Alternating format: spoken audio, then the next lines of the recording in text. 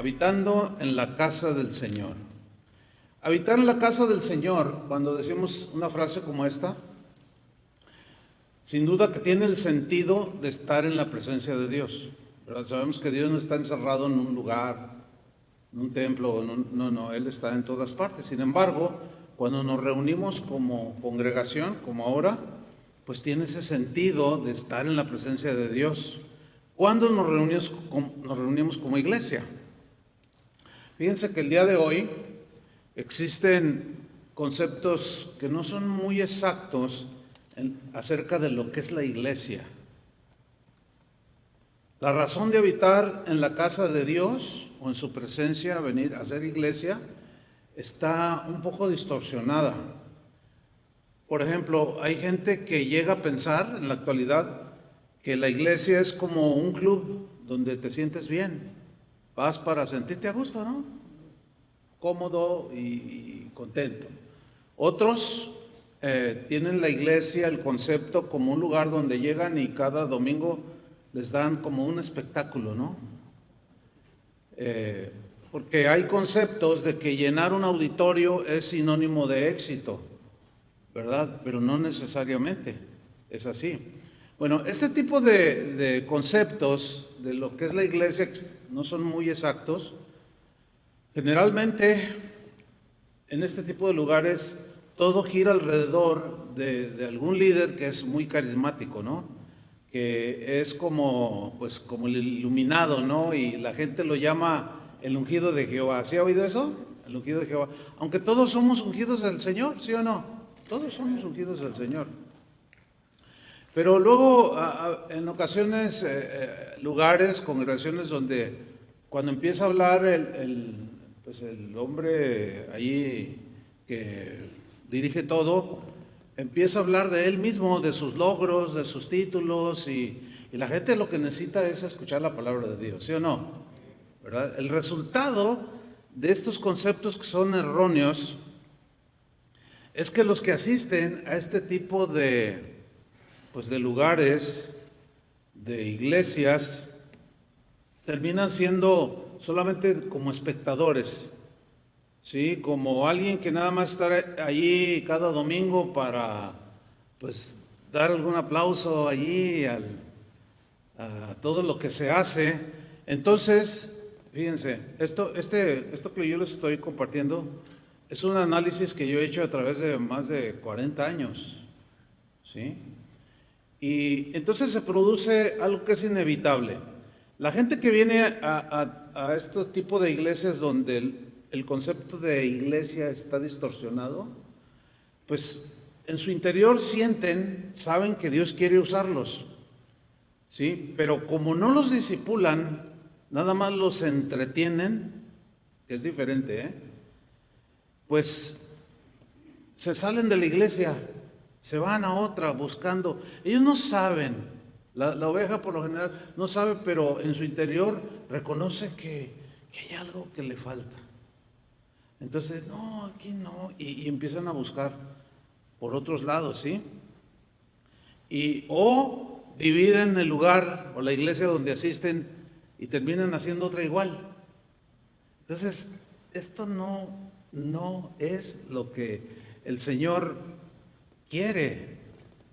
O sucede como en miles de casos que mucha gente que asiste a este tipo de lugares se siente usada, se siente manipulada, terminan dándose cuenta y sintiéndose engañados, porque se dieron cuenta que los únicos que sirven a Dios, los únicos que prosperan, pues son los que dirigen la iglesia, o los pastores, o los líderes, y terminan muchos yéndose a otras iglesias, o lo que es peor, algunos terminan frustrados, desanimados, y se regresan al mundo.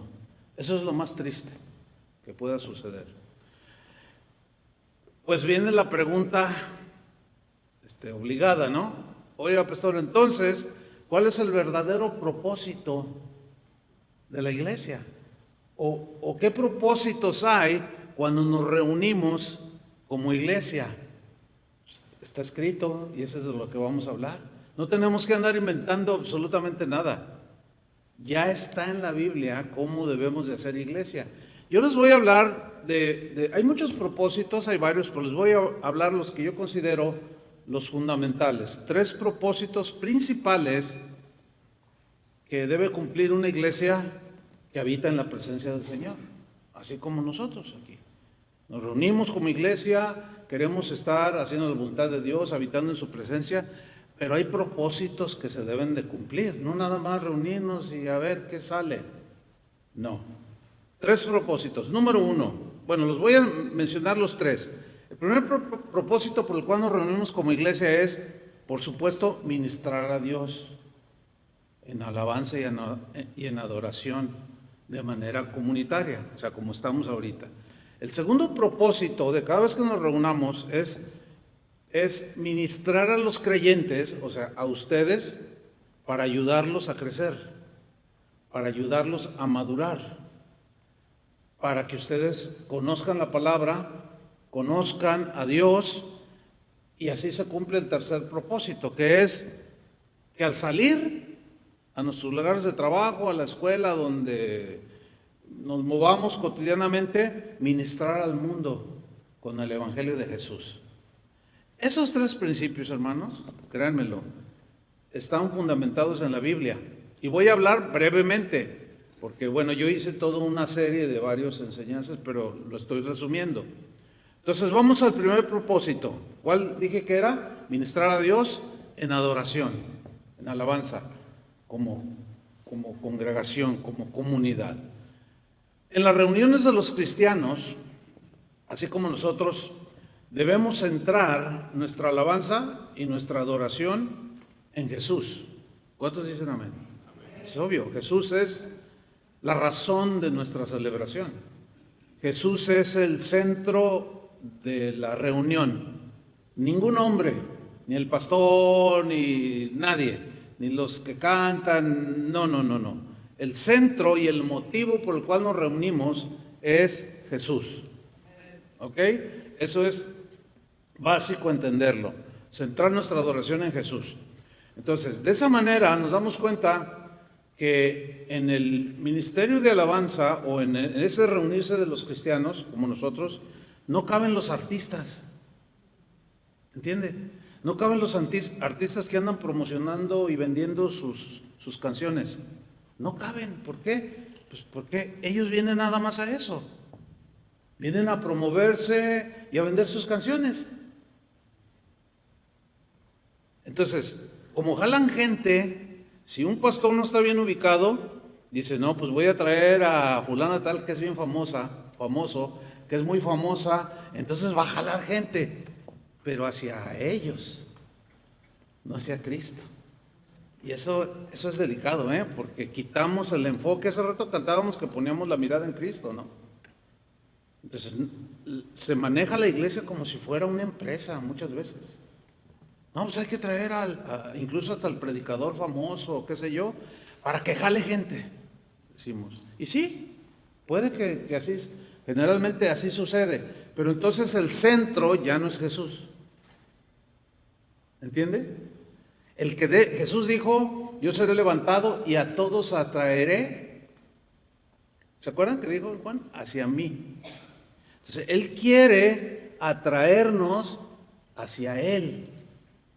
Pero un pastor que no está bien entendido, hace reuniones y centra la atención de la gente en los artistas, en los que hacen, pues hasta yo me he enterado y he visto mucho en muchos años, hasta hay quienes invitan a gente que se la pasa contando chistes tras chistes cristianos. Hágame usted el santísimo favor, ¿qué tiene que ver alguien que aunque cuente chistes cristianos esté aquí? Y a ver, ¿Adán tenía ombligo, sí o no? Y ja. O sea, tú dices, nada que ver. ¿Me están siguiendo? Nada que ver. En una ocasión, en una reunión por ahí, una señora me dice, ay, pastor, dice, fíjese que no me gustó la alabanza. Y yo le dije, pues qué bueno, no era para usted. ¿Por qué? Porque es un error también que los que dirigen la alabanza hagan un programa como en la mente está para que le guste a la gente. Eso no está bien. O sea, se le canta a él. Si a mí no me gustó, es irrelevante. Si a ti no te gustó, es totalmente irrelevante. Y nuestros cantos tienen que estar centrados en Jesús, no en nosotros. A ver, lo voy a repetir. Nuestros cantos tienen que estar centrados en Jesús. Lo mejor es cantar la palabra. Porque si yo soy director de alabanza o hay una directora de alabanza y de 6, 7 cantos que cantan, 4, 5 cantos hablan de, no, yo me siento así, no, yo así, ay, qué bonito, yo. Créanmelo, no es adoración, es estarle diciendo a Dios que me siento. Hay salmos donde dicen que hay plenitud de tu presencia y todo eso, ¿no? Pero siempre tenemos que tener en el centro ¿a quién? Díganlo, a Jesús. Fíjense, los primeros cristianos, desde el primer siglo, dice que se reunían y alababan a Dios. Y no había nada de lo que hoy hay por todos lados. Fíjense, un cristiano del siglo III, a principios del siglo III, o sea, ya hace un montón de años, hasta lo que fue la aparición de Jesús en esta tierra, los primeros apóstoles, el primer siglo, el segundo siglo, el tercer siglo, todavía el cuarto siglo, la iglesia estaba muy centrada en Jesús. Después se empezó a desvirtuar. Si ustedes leen algo acerca de la historia de la iglesia, se empiezan a dar cuenta cómo los líderes empezaron a desviar el propósito por el cual se reunían. Y hay un cristiano que se llamó Novaciano. No lo pongas a su hijo porque como que no va con esta cultura, ¿no? Pero así se llamaba él, Novaciano. Novaciano era un pastor. Y este pastor era un hombre muy piadoso. De los primeros líderes. Tercer siglo estoy hablando, inicios del tercer siglo. Y este Novaciano, pastor, él dejó un escrito que fue descubierto hace años. Les voy a leer una parte de lo que él escribió, ¿sí? Porque ya se empezaban a multiplicar las iglesias. Entonces ellos escribían dando instrucciones de cómo debía ser. Miren, este Novaciano escribió lo siguiente: nosotros, los cristianos, cuando nos reunimos, le damos adoración solamente al que es más sublime que lo sublime. Nosotros cuando nos reunimos le damos adoración al que es más alto que las alturas, al que es más profundo que toda profundidad. Le damos adoración solamente al que es más transparente que toda luz, al que es más brillante que todo brillo, al que es más resplandeciente que todo esplendor, al que es más poderoso que todo poder. Fíjense, en México hubo elecciones, los que son mexicanos se dan cuenta, ¿no? Hubo iglesias donde invitaban a los candidatos a hablar de lo poderoso que eran y nunca predicaron el evangelio. Qué triste, ¿no? O sea, la iglesia del púlpito no es un lugar para andar haciendo política. Allá afuera, pues sí, tú vota por quien quieras, pero en la iglesia el centro es Jesús. Punto. Ningún cristiano debería de discutir ese punto. ¿Están de acuerdo?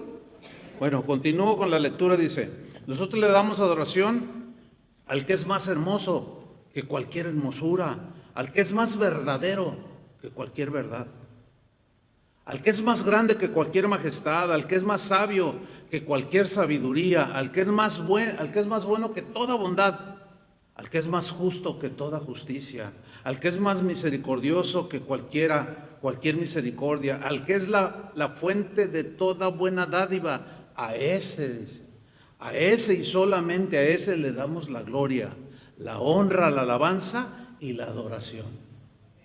Bueno, esos eran los cristianos de los primeros siglos. Y si los comparamos con lo que hoy prevalece en muchos lugares, nada que ver.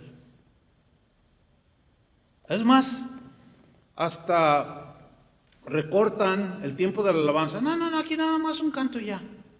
Aquí dos, así como si les aburriera. Y mientras más corto, mejor. Y las predicaciones de 15 minutos, porque no, ¿para qué tanto? Pero sí se van 2 horas antes al partido de fútbol.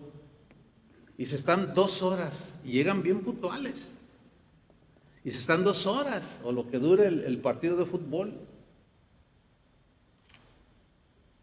Y cuando se trata de hacer iglesia, venir a la iglesia, le ponen muchos peros. Algo mal hemos hecho los pastores. Porque eso tiene que ver con un liderazgo, ¿sí o no? Es como en una empresa, en un restaurante, si no funciona, si la comida no está buena y los tenis empiezan a... Pues es el cocinero o el manager, ¿no es cierto? Entonces todo depende de cómo se dirige. Bueno, el segundo propósito ¿por qué? Pues hacemos iglesia y nos reunimos en la presencia. Es después de la adoración, de adorar a Dios, de que nuestro corazón se ubique, se centre en Jesús. Y viene la segunda parte, que es lo que estoy haciendo ahora yo, ¿sí? Que es ministrar a los creyentes. Entonces, nosotros le ministramos a Él primero y luego Él nos ministra a través de los maestros o de los pastores, ministramos a la gente. Toda congregación que no exponga la palabra de Dios está fallando terriblemente. Trágicamente, diría yo. ¿Sí? Porque en la Biblia se ve cómo se reunían y predicaban la palabra, y oraban, y estaban juntos alabando a Dios, etcétera. Entonces, el segundo propósito es ministrar a los creyentes para discipularlos. Pero el propósito es para discipular, significa enseñarles las verdades de Jesús para que crezcan y alcancen la madurez espiritual, que conozcan a Jesús. Por eso es muy importante la exposición de las Escrituras. Ahora, en 15 minutos apenas leeríamos el Salmo 119. Ahora, tampoco una predicación que dure 3 horas, o sea, a menos que lo que se predique esté tan sustancioso que la gente esté allí. Fíjense, una vez en Guatemala yo prediqué en una iglesia, es la mayor vez que yo he predicado, 7 veces, 7 predicaciones en un día. Y enorme la congregación, yo recuerdo, la gente con mucha hambre. O sea, los pastores estaban haciendo bien el trabajo. Al contrario, fíjense, nunca me reclamaron, ay, tanto, nunca dije, no, al contrario, fíjense, cuando terminamos de comer, se me acerca el pastor y me dice, oiga, pastor, fíjese que hay un grupo de ancianos, o sea, de viejitos, no los ancianos de la iglesia, los pastores, sino de ancianitos, hermanos de la congregación. Dice que quieren que les dé un tema. Y yo le dije, nada más a ellos. Dice, sí, ay, pastor, dígale al hermano Chuy que nos predique. ¿Y qué onda? ¿Les predica, pastor? Le dije, pues sí, deme media hora ahí en su oficina para orar y a ver qué me da el Señor. Sí, les predico, ¿cómo no? Entonces ya entraron a un auditorio más pequeño donde se reunían generalmente y había como unos 300, 400 ancianitos. Todos viejitos llegaron ahí, ¿no? Y luego, hermano, pues qué gusto, les voy a predicar la palabra de Dios. Abran su Biblia en el Evangelio de Juan. Y a los 10 minutos que yo les estaba predicando, estaban todos así. Yo dije, no, pues después de comer y pues ya viejitos, pues se duermen, ¿verdad? Entonces dije, bueno, ahí les leo algunos versículos y pues ya oro por ellos y ya termino. Y ya lo que sigue. Entonces bueno, vamos a orar, hermanos. Y cuando digo vamos a orar, miren, todos hicieron... ¿Tan pronto? ¿Qué poquito nos está predicando? No, predíquenos más. Y el pastor estaba ahí riéndose, ¿no? Dice, es que se me olvidó decirte que aquí los viejitos de la iglesia parece que están dormidos, pero no están dormidos, están escuchando. Y yo le dije, entonces, ¿quiere que les predique? Y luego, sí, háblenos, queremos oír la palabra. Pues órale, ahí les va de nuevo, desde el principio. Y prediqué 1:10. Y seguían así, ¿están dormidos? No. pero tenían un hambre desde los niños, los jóvenes. Ahí había algo bueno, ¿sí? Entonces, la responsabilidad en una iglesia de discipular y de enseñar la palabra es pues de los pastores. Y esa es una de las mayores responsabilidades. Miren lo que dijo Jesús en Mateo 28, 18. Dijo lo siguiente: Jesús se acercó después de que había resucitado y les habló diciendo: toda potestad me es dada en el cielo y en la tierra. Por tanto, id y haced discípulos a todas las naciones, bautizándolos en el nombre del Padre, del Hijo y del Espíritu Santo. Fíjate el versículo 20, dice, enseñándoles, le está diciendo a los apóstoles, enséñenles a la gente que guarden, guardar aquí es obedecer, que guarden todas las cosas que os he mandado. Entonces los discípulos lo tenían claro. ¿Qué nos mandó? Pues ver los evangelios, leer la palabra de Dios. Ahí está la voluntad de Dios. Enséñenles que guarden todas las cosas que les he mandado. He aquí yo estoy con vosotros todos los días hasta el fin del mundo.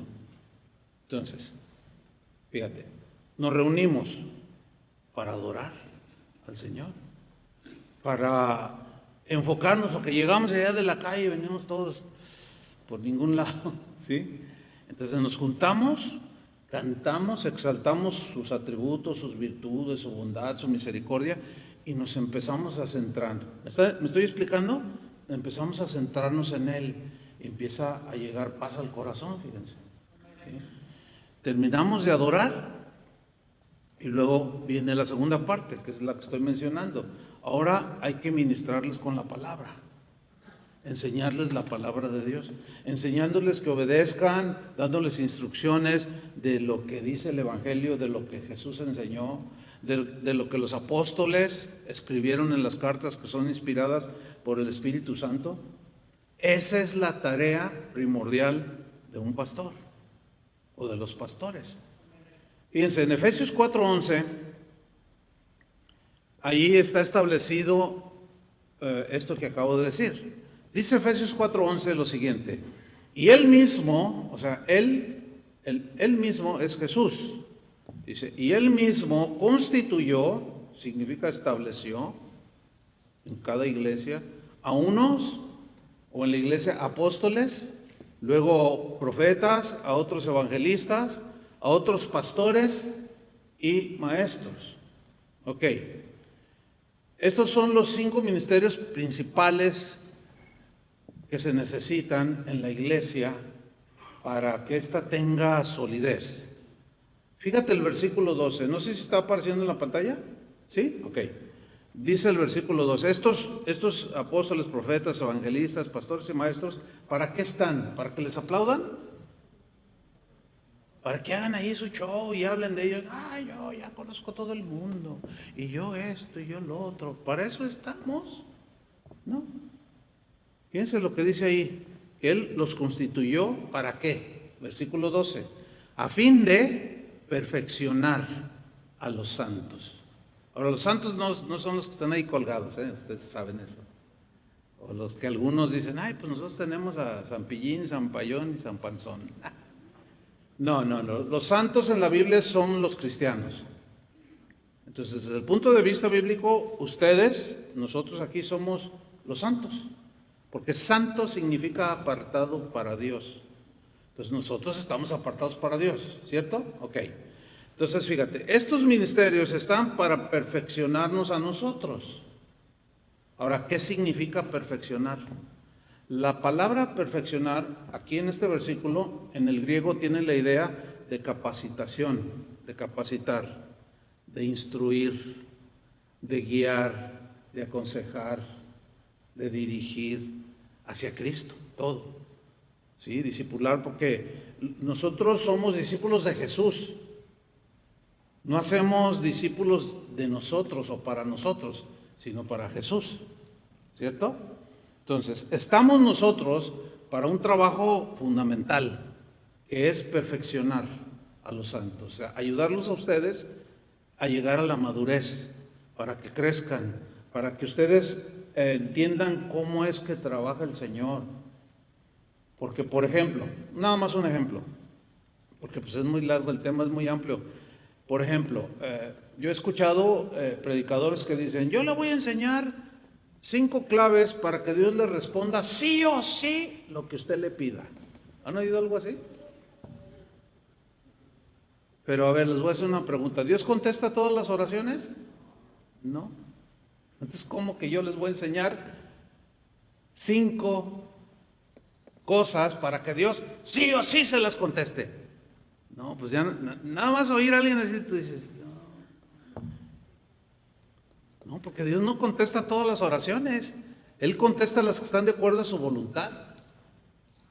Por ejemplo, Pablo estaba enfermo, tenía un aguijón, ¿se acuerdan?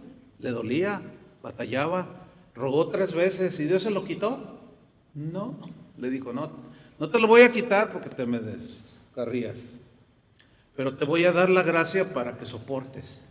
O sea, le contestó, pero conforme a él quiso.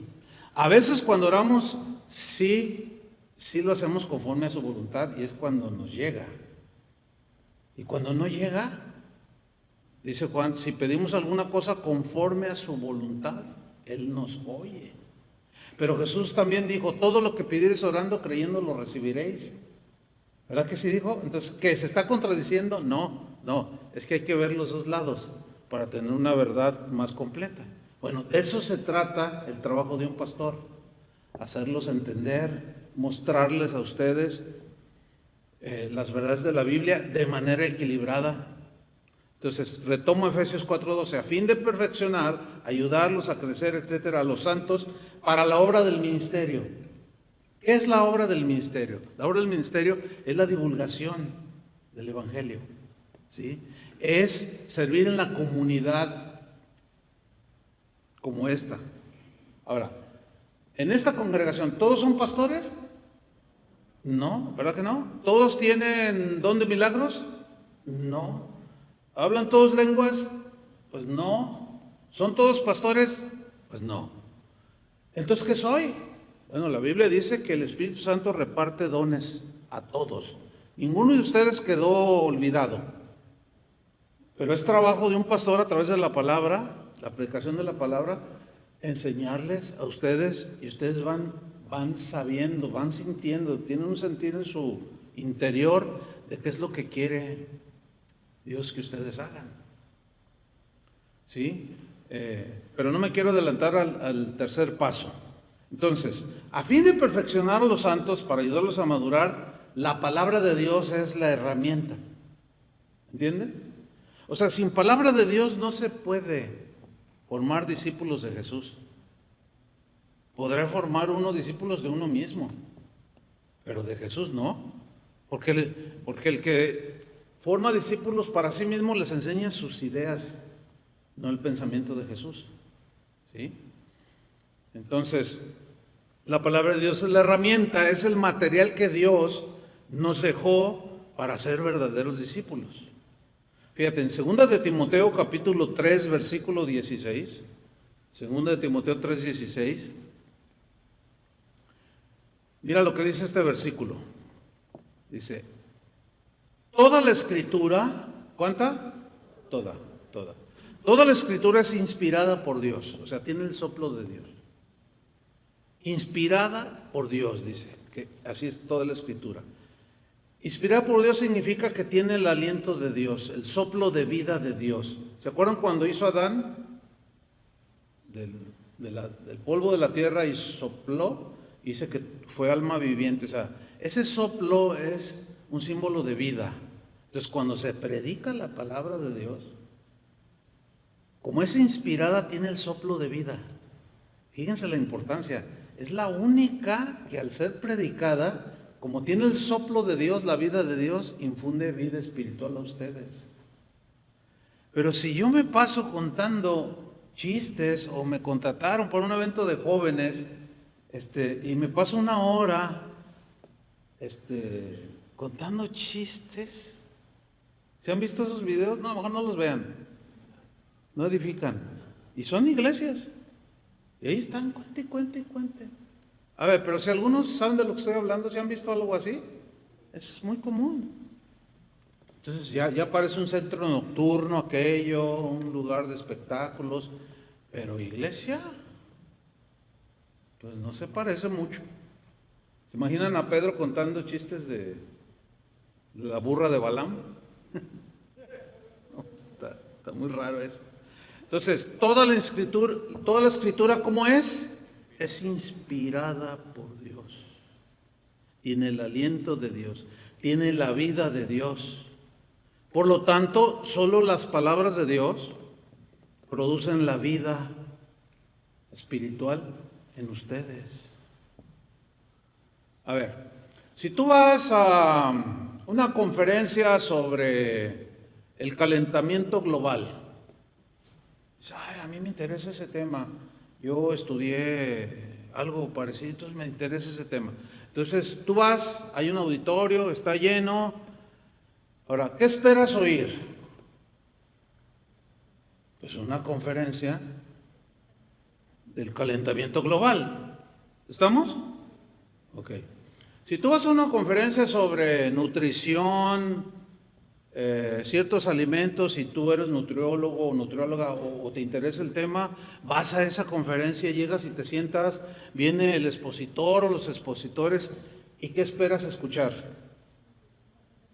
Pues unas enseñanzas o pláticas sobre nutrición, ¿cierto? Si tú vas a una iglesia, ¿qué esperas oír? ¿Se fijan la lógica que estoy usando? ¿Qué esperas oír? La palabra de Dios.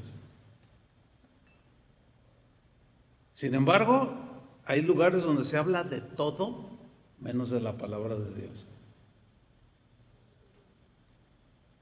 Y hasta donde yo tengo entendido, no sé de algún caso de gente que va a ese tipo de conferencias, como dije, calentamiento global, etcétera, que se imaginan que calentamiento global y luego llego yo como pastor y pues abran su Biblia, porque les voy a hablar de 1 Timoteo 3:16, 2 Timoteo 3. Todo, oye, yo no vine a escuchar una plática de la Biblia. Nadie hace eso, pero en las iglesias sí. ¿Qué es eso? Bueno, pues por eso el cristianismo está como está hoy, muy diluido. Por eso ya ustedes deben estar enterados, ¿no? De cómo están algunas cosas. Ya hay iglesias, organizaciones completas ordenando pastores del arco iris, usted me entiende, ¿no? ¿Qué es eso? ¿De dónde salió eso? Y aseguran que están bien, pero luego ves la Biblia y lo reprueba. Y cuando haces una mención como esta, hay gente que se molesta. No, ¿por qué agreden? No estoy agrediendo a nadie, estoy nada más ubicando para qué es la iglesia. Y claro que al predicar la palabra de Dios, pues sale el tema. Y muchos otros. ¿Sí?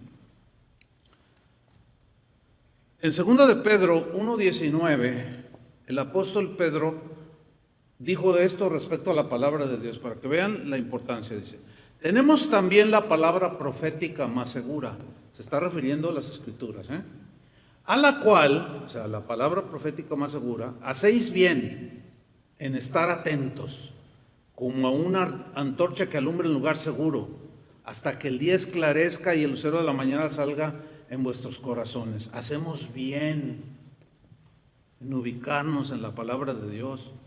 El que escribió la carta a los hebreos, que no es seguro quién la haya escrito, pero quien haya sido, estaba inspirado por el Espíritu Santo. En el capítulo 4 de Hebreos, versículo 12, escribió lo siguiente: porque la palabra de Dios es viva. Esa palabra es viva, es la misma o equivalente a tiene el aliento de vida que sopló, ¿sí? Fíjate, ¿cómo es la palabra de Dios? Viva. Y es eficaz, o sea, que produce un efecto bueno en los creyentes. Esa palabra de Dios que es viva y eficaz es más cortante que toda espada de dos filos, que penetra, porque eran muy filosas las espadas de los tiempos bíblicos. Penetra hasta partir el alma y el espíritu, o sea, está hablando de que entra hasta lo más profundo del ser humano. Las coyunturas, los tuétanos son los que están dentro de los huesos. O sea, fíjate el poder que tiene la palabra de Dios. Penetra, es profundamente filosa, dice, y discierne los pensamientos y las intenciones del corazón. Por eso cuando se predica la palabra de Dios, hay ocasiones en que algunos o se enojan, otros se arrepienten, otros tienen convicción, pero siempre hay reacciones. Pero si se cuentan puros chistes, pues es pura risa. Y la gente, bueno, saldrá con un momento de esparcimiento, pero luego se va a sus casas a vivir la vida cotidiana y se presentan los problemas de la vida y no saben qué hacer. No saben cómo reaccionar, no saben cómo enfrentar. Pastor. El pastor no es omnipresente. No puede estar con todos ustedes cuando se les atora la carreta. Por eso es que es su trabajo de un pastor y de los pastores instruirlos en la palabra. Decirles cómo es que Dios obra. Porque a veces se hace de una manera, de otra. ¿Qué dice aquí respecto de Él? O sea, discipularlos. Ahora, volvemos a 2 Timoteo 3:16. Porque estamos en que toda la escritura es inspirada por Dios, tiene el aliento de Dios, ¿verdad? Y es útil, digan todos, es útil. Fíjate, la palabra de Dios no solo es inspirada, sino es útil. Esta palabra útil significa que es provechosa, que es como cuando comes alimento orgánico que es saludable. Es útil para tu salud, te hace buen provecho, incluso hasta decimos, buen provecho, que te aproveche, ¿sí? O sea, que el alimento que te comiste, al desintegrarse, formar parte de tu cuerpo, todos los minerales, las vitaminas, todos los ingredientes químicos saludables que tiene la buena comida que alimenta, es útil, es provechosa para ti, y te da fuerza, hace que estés en tus sentidos para vivir la vida. Necesitamos la energía, por eso comemos. Lo mismo es en lo espiritual, hermanos. Si nos la pasamos con enseñanzas muy superficiales, pues es como nada más tomar pura leche. Pues es provechosa y es útil, es buena. O un jugo verde, pues es bueno. Pero imagínate puro jugo verde sin otras cosas, pues como que te faltan otras cosas, ¿sí o no? Lo mismo es la palabra de Dios. Es tan abundante que debemos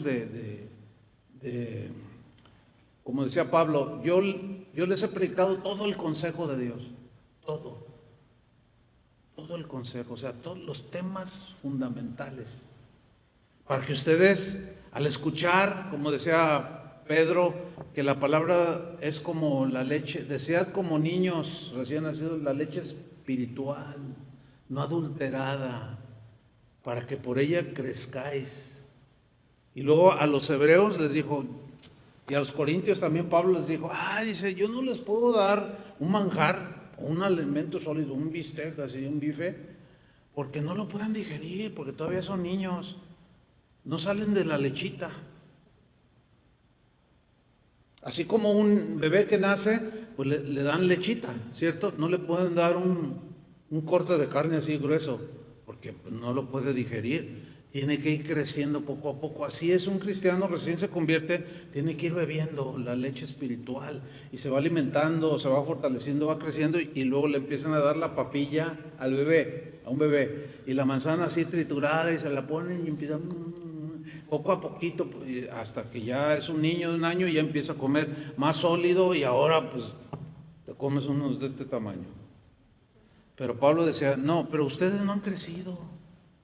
Les dijo a los corintios. Dice, miren, cuando yo era niño les hablaba como niño, pensaba como niño y juzgaba como niño. Pero cuando ya fui grande, dejé lo que era de niño. Y hay cristianos que se pasan un año, nacen de nuevo, 1 año, 2, 3, 4, 10, 15 y todavía tienen reacciones de niño. ¿Cómo son los niños? A ver, son berrinchudos, ¿a poco no? Patalean, se tiran al suelo. Entonces, yo he visto cristianos de 15, 20 años que dicen haber conocido al Señor, que hay algo, les molesta, ya no voy a la iglesia. Dices, ese es un berrinche. ¿Sí entienden lo que es un berrinche? O sea, una escena así, propia de un niño, y se tira al suelo, no, ya no voy, azotan la puerta. Dices, ¿cuánto tiene el Señor? ¿Cuánto tiene el hermano el Señor? Y oye, tengo 20 para la gloria de Dios. Tú dices, híjole, pues está bien inmaduro. Entonces se dan cuenta cómo el hacer iglesia y el estar y ser discipulados es el trabajo de un pastor para ayudarlos a crecer. Por eso la Biblia dice, someteos a vuestros pastores, porque ellos velan por vuestras almas, porque nosotros vamos a dar cuenta. Háganlo con buena onda. Bueno, así no dice la Biblia. Háganlo de buen corazón, ¿verdad? Háganlo con disposición, porque eso es provechoso para ustedes. Miren, acabamos de cumplir 42 años que iniciamos Casa de Oración Guadalajara. Ya muchos de ustedes todavía ni nacían cuando nosotros empezamos. Y ya he visto muchas cosas. Ya sé de lo que les estoy hablando. Cuando salí del seminario bíblico, pues les enseñan muchas cosas, ¿no? Entonces pero ya cuando te enfrentas a la realidad de discipular, entonces, pues no es fácil discipular. Hay unos que son dóciles. Hay cristianos que son muy dóciles, obedientes, serviciales, y otros no les gusta nada. Y son renegones, están allí, no sé qué, yo voy a confrontar al pastor porque no me gusta. Y no, hermano, cálmese, aquí estamos en un país libre. Y revuelven todo. Sí están en un país libre, pero también hay un respeto, ¿no? Entonces no revuelvan las cosas. Pero esas son reacciones de un inmaduro, de un niño inmaduro, de una niña inmadura. Y precisamente ahí es donde toda la Escritura es inspirada por Dios y es útil. Sigo en 2 Timoteo 3:16. ¿Para qué es útil? Dice, para enseñar. ¿Está allí? ¿Lo están viendo? Para enseñar. ¿Qué es lo que estoy haciendo yo ahorita? Los estoy enseñando. Enseñar aquí, pues, habla de enseñar la palabra de Dios, de instruir la palabra de Dios, de enseñarles las verdades de Jesús, de las cartas que escribieron los apóstoles, darles de comer espiritualmente para que se beneficien, para que se nutran, crezcan y maduren. ¿Sí? Fíjate lo que le dijo Pablo a Timoteo cuando lo envió para que pastoreara una iglesia en Éfeso. Fíjate lo que le dijo. 2 Timoteo 4:1. Le dijo Pablo a Timoteo, te encarezco, o sea, te pongo enfrente de Dios, y yo soy testigo, mira, te encarezco delante de Dios y del Señor Jesucristo, que juzgará a los vivos y a los muertos en su manifestación y en su reino. Fíjate, lo que le está diciendo es de vida o muerte, y le está dando una instrucción. Versículo 2, que prediques la palabra. Ahí te voy a poner delante de Dios, Él es testigo. Y te mandamos a Éfeso para que prediques la palabra. Nada de cuentachistes ni rollos de esos, Bueno, en ese tiempo no existían. No, si Pablo viniera hoy, yo creo que sacaba un látigo, como Jesús cuando entró a su casa. ¿Qué es esto? Ya habían hecho una casa de mercado. ¿Se acuerdan de esa escena? Y los echó a todos. ¡Órale, fuera! Han hecho de la casa de mi padre casa de mercado. Bueno, ahora ya hasta playeras con la foto del pastor aquí, los hermanos, ¿verdad? ¿Se imaginan? No, yo no puedo imaginar, hasta me dio escalofrío de alguien que se ponga una camiseta, una remera, como dicen en Argentina, y luego, la vida es mejor con Chuy Olivares. Mira qué bonito. Que la vida, pues así hay. El que entienda, entienda. Y el que esté enterado, pues que se dé cuenta que las cosas no están muy bien. ¿Por qué? Porque hemos dejado esto. Y hemos guiado a la gente hacia nosotros mismos, porque no les estamos predicando la palabra. Porque la palabra Todo lo que he dicho hasta ahorita, si ustedes lo analizan, los está enfocando en Cristo, ¿sí o no? O sea, su mente, ay, no, de veras, ay, no, y tus pensamientos se van hacia el Señor. Pero sigo leyendo, que prediques la palabra, que instes a tiempo y fuera de tiempo, o sea, no dejes de insistir, o sea, mira Timoteo, cualquier reunión que tengas, aunque sea que se van a comer un asado, pues oren, den gracias, compartan unos a otros la palabra y cómanse su asado, sí, está bien, o sea, en todo tiempo significa que instes a tiempo y fuera de tiempo, y luego le dice, redarguye, reprende, exhorta con toda paciencia y doctrina. Una vez una hermanita me dice, ay hermano, usted es muy impaciente. Y le digo, cuando me dijo eso teníamos como 35 años de haber iniciado casa de oración. Y le dije, ¿cuánto tienes en la congregación? Dice, ay hermano, pues como 30 años, me dice. Le digo, ¿y me dices que soy impaciente? Le digo, tengo 35 años aguantándolos. ¿Y me dices que soy impaciente? Ay, de veras, ¿verdad? Como que no dimensioné. Dice la hermanita. Fíjate, exhórtalos con toda paciencia. Pues ahora ya tengo 42 años enseñándoles. Y bueno, ahora ya se ven el fruto del trabajo, ¿no? Acabamos de tener una conferencia donde estaban Raúl y su esposa, de los pastores de casa de oración aquí en los Estados Unidos. Y había una asistencia bastante numerosa de los pastores y sus líderes. Y saben, no prediqué. ¿Sí te diste cuenta, Eva, que no prediqué? Y algunos, no va a predicar, no.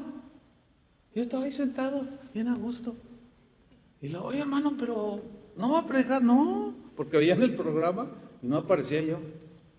Y luego, ¿pero por qué no? No, yo ya trabajé mucho, ahora vengo a hacerles el examen. Vengo a ver hasta dónde el trabajo que yo he hecho o que hemos hecho, por la gracia de Dios, ha dado fruto. No, yo estaba, hermanos, estaba feliz. Cada predicador que subía ahí, yo decía, no, ya me puedo jubilar, ya me puedo jubilar, ya me puedo morir a gusto.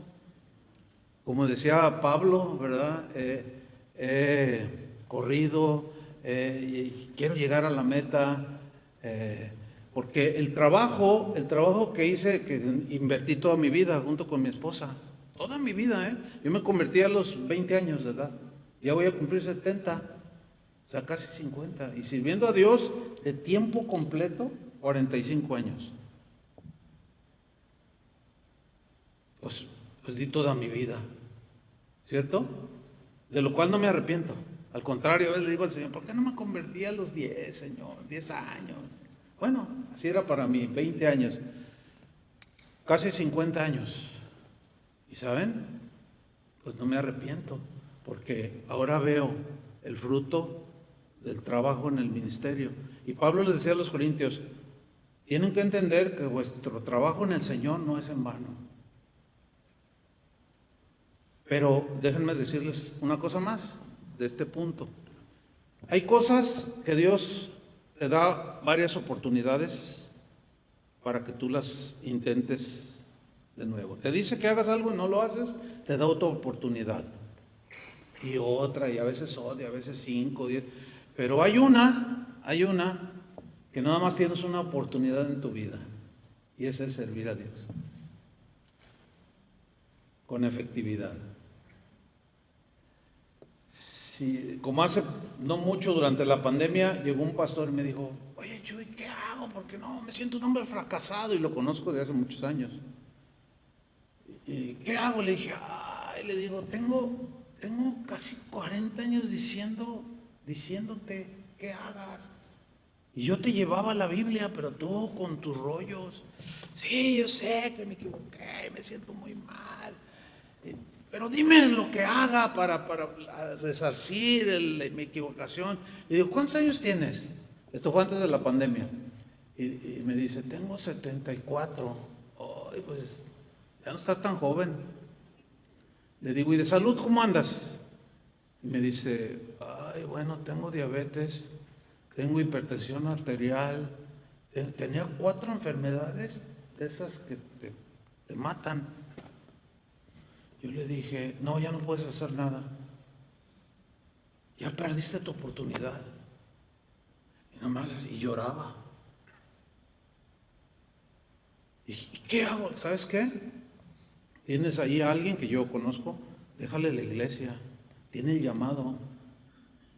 Tiene la gracia de Dios. Ya no puedes hacer hoy lo que debiste de hacer desde hace más de 40 años. Ya no lo puedes hacer. Estaba bien frustrado y llorando. A los 2 meses entró la pandemia, le dio COVID y se murió. Pues es triste, ¿no?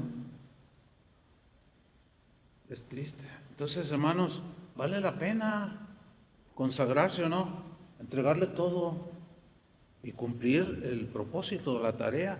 Pero debo de ir rápido, avanzando aquí. La palabra de Dios es útil, es inspirada por Dios, es útil para enseñar, es útil para redarguir. O sea, redarguir es reprender, llamar la atención, traer convicción de las cosas equivocadas que hacemos.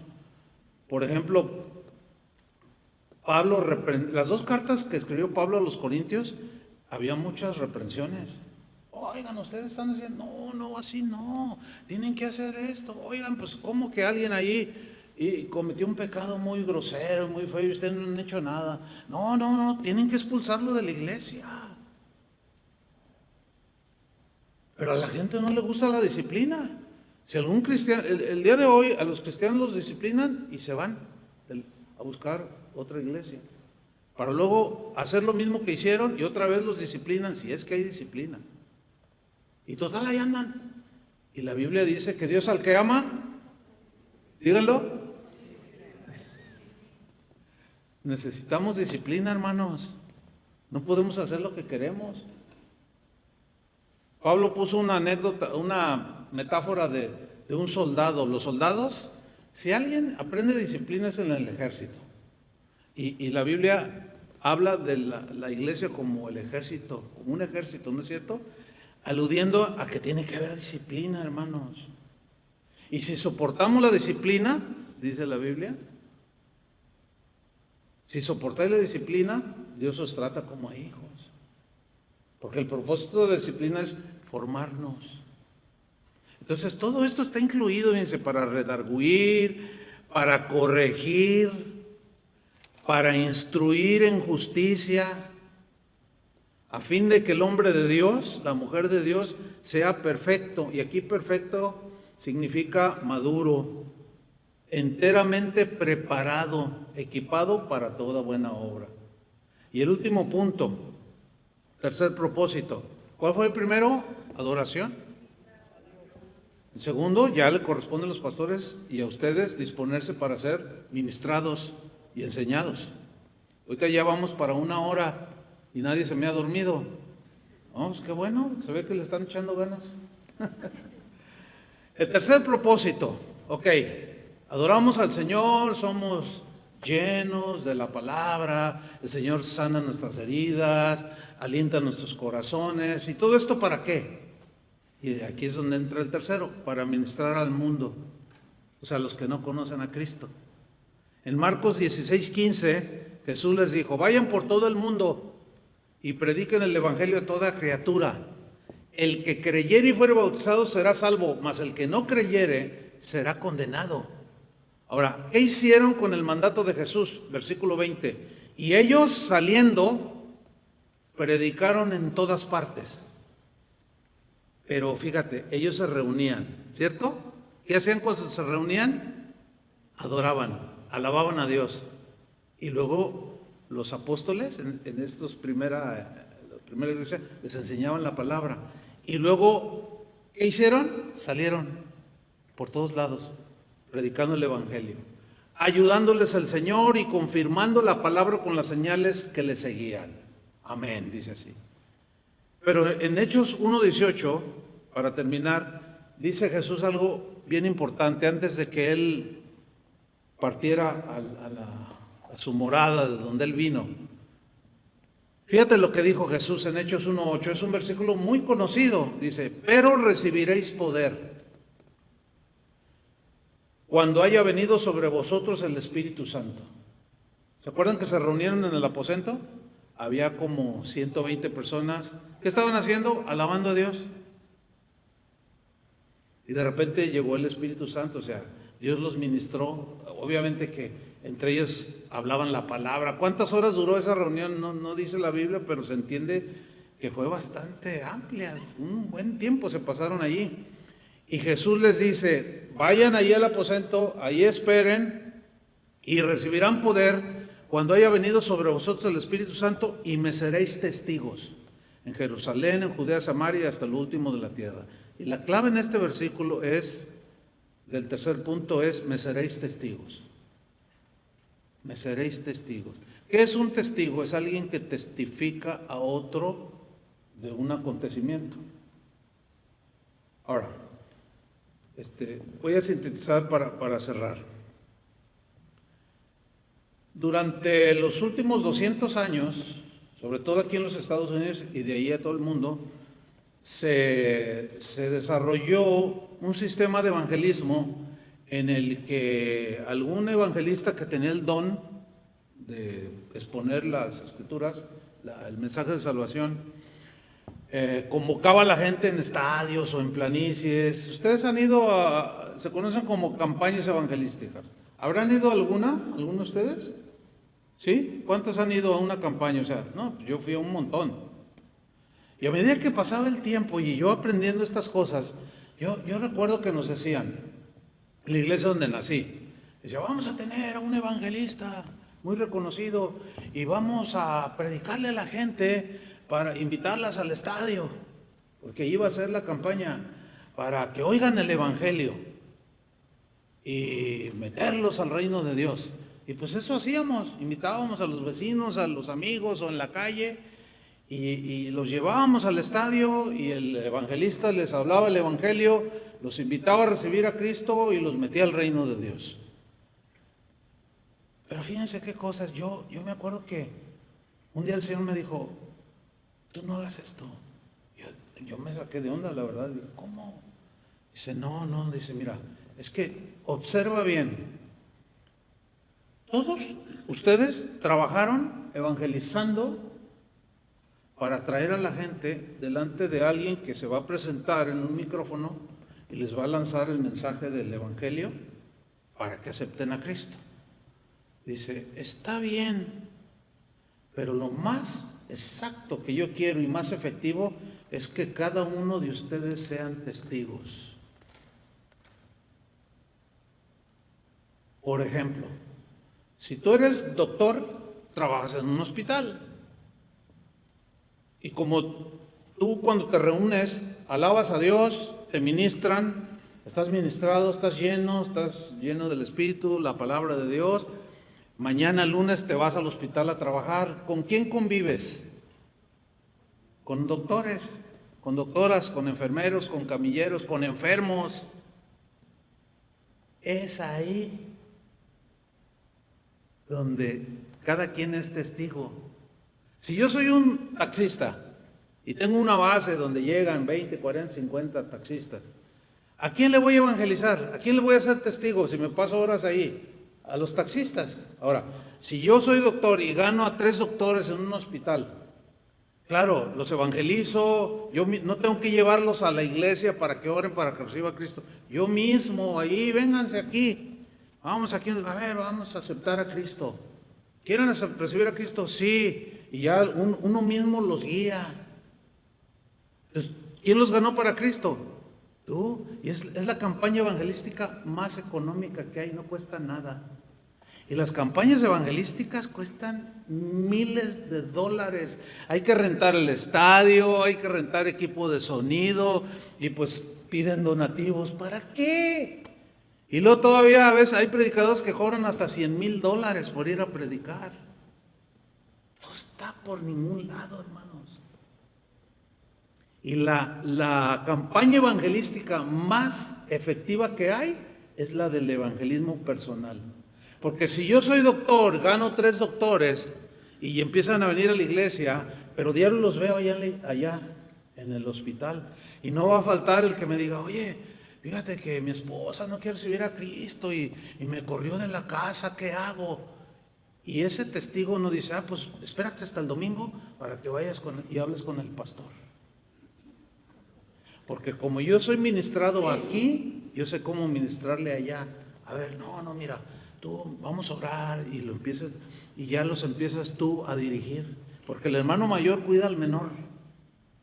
Miren, casa de oración en Guadalajara, nunca hemos hecho una campaña evangelística, nunca. Es la iglesia más grande de la ciudad. Ustedes dirán, no, pues es que cualquier cosa. ¿Saben qué? Esto que yo les estoy compartiendo, lo aprendí hace muchos años, lo entendí. Por eso es que dedicamos enseñanza, discipulado, ¿entienden? Y la gente, no hay domingo que no haya gente nueva. Porque ellos mismos los traen. Alrededor en la misma ciudad hay como 50 congregaciones. Alrededor, en toda lo que es la ciudad de Guadalajara. Y luego ya los pueblitos, hay como otras 40. Hay un montón. ¿Cómo salieron? Pues de la misma gente. Cada quien siendo testigo. Eso es lo que dijo Jesús: me seréis testigos en Jerusalén, Judea, Samaria y hasta el último de la tierra. Hermanos, si ustedes en esta congregación cumplen esos 3 propósitos, estarán haciendo la tarea. Amén. Entonces, alaben a Dios, adoren a Dios, déjense ministrar. Raúl, los maestros que enseñan la palabra de Dios, enséñenles la palabra, aliméntenlos. Ustedes aliméntense, nútranse, y donde anden, en la escuela, en el trabajo, en el camión, qué sé yo, allí son testigos. Siempre va a haber oportunidad de compartirle a alguien.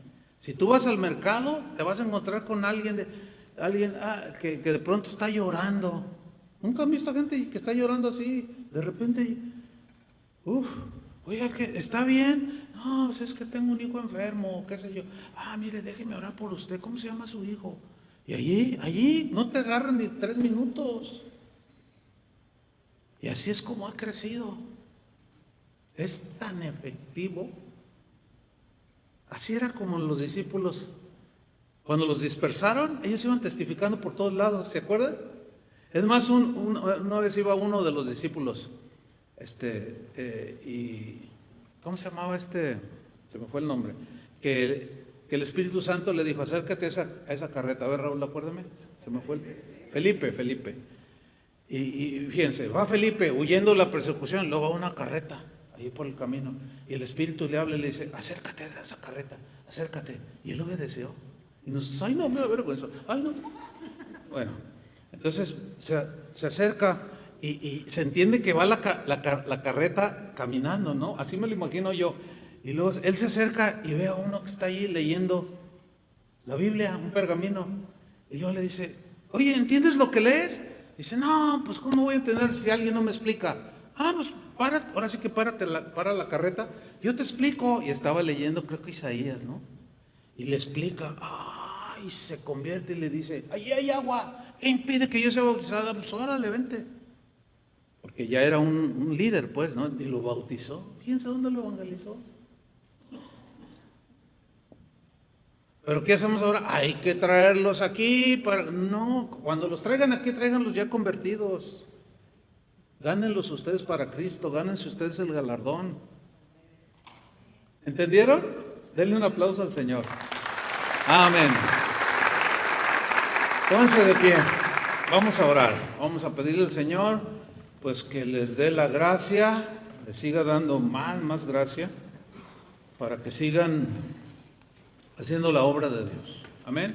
Oremos. Señor, muchas gracias por tu palabra. Gracias porque tú eres el centro de nuestra celebración. Tú eres la razón de nuestra reunión, de nuestra vida, de nuestro existir. Sin ti, Señor, y separados de ti, nada podemos hacer. Por eso es que cuando venimos, nos reunimos, te alabamos con todo nuestro corazón. Tú eres el centro, la centralidad de todo, Señor. Y una vez que te ministramos, tú nos ministras a nosotros a través de tu palabra. Y viene el maestro, viene el pastor y expone tu palabra, Señor. Oramos por los que enseñan tu palabra en esta congregación, Señor, que siempre les des gracia para exponerla, darles denuedo para explicar tu palabra y alimentar a las ovejas, para que crezcan saludables, para que sean nutridas constantemente y de esa manera crezcan sanas, conociéndote, viviendo la vida espiritual cotidianamente. Y esto habla de que nos llenamos de tu presencia, Señor. Nos llenamos de tu palabra y a donde quiera que vamos, estamos listos para testificar. Porque el mundo te necesita, el mundo necesita a Jesús. Y tú nos quieres usar como testigos de tu poder, de tu amor, de tu misericordia y de tu perdón. Señor, bendice esta congregación. Sigue dándoles tu vida, la vida de Dios, el soplo de tu espíritu. Tu palabra, Señor, que sea expresada en abundancia y con autoridad, y que cada uno de nosotros, Señor, sea una luz, la luz del mundo, como tú lo dijiste, Jesús, que alumbrar a los que están en tinieblas, Señor. En el nombre de Jesús. Amén.